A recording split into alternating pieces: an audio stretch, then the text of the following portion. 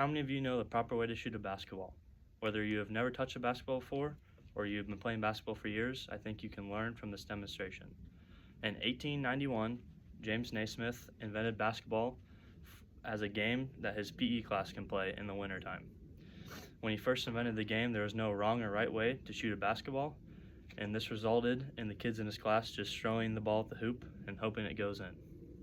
Today, the jump shot has been revolutionized, and has so many more steps and is much more complex than when Naismith invented the game.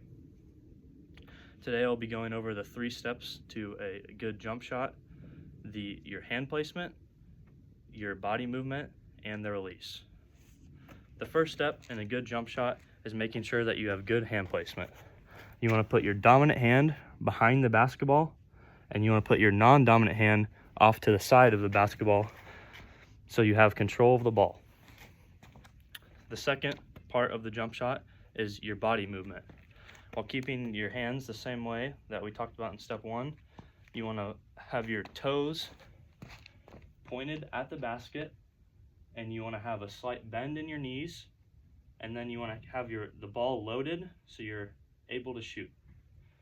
And then you will have to move the ball up and your body follows the ball, and then you can work on the last part of your jump shot, which is the release. The release is one of the most important parts because that actually affects how the ball will come out of your hands. When you release the ball, you want to go through steps 1 and 2, making sure that your body is in the right spot. And then once you're coming up, you want to make sure that your dominant arm is at a 90-degree angle. You don't want it to be like this, otherwise the ball will come off flat and it'll be more of a chuck than a shot. And you don't want it to be too far out like this, or otherwise you'll have no power.